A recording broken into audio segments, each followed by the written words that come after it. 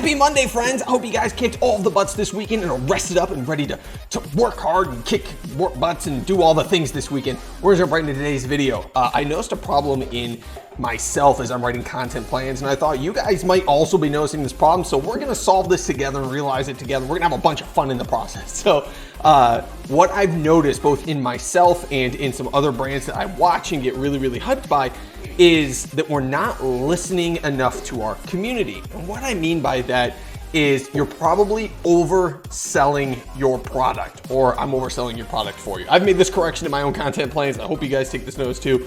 What I mean by this is when you're posting out, take a look back at your last month and start looking at the number of times where you directly tried to sell something to your community in the form of, like, you might say something like, happy Monday, get my free ebook here, or have a great weekend, get $500 off your order here, or here's a 20% coupon, or what are you doing today? Go buy this thing right now.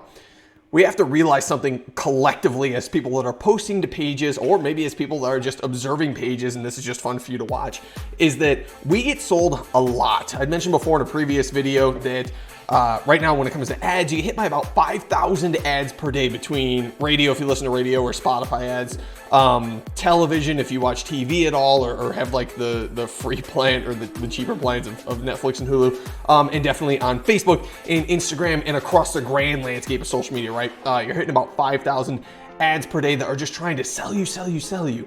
So the goal now is, how do we get people to convert as marketers, or how do we as people enjoy pages without just being sold all of the time? I'm gonna do another video on content plans lately, or content plans coming up, but the biggest thing that you can do is just not sell your community. You'll find the best engagement in posts comes from ones where you're just having fun. I often recommend to clients, like, if you have an office dog, post your office dog, and you realize that your engagement is higher off of that, and you probably have a sales spike off of this too. All this boils down to this.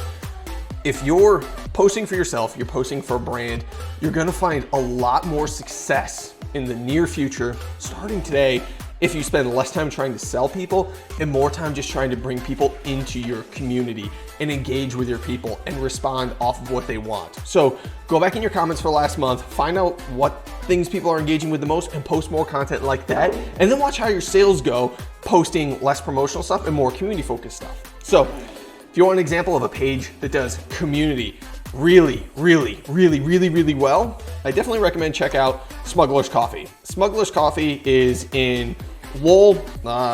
Good friend of mine. I've interviewed him on a podcast I had previously. They do community really well, and they don't directly sell you, but make you unintentional. I don't think this is intentional. They make you really want to buy their coffee. Their coffee is phenomenal, by the way. It's one of my absolute favorite local brands.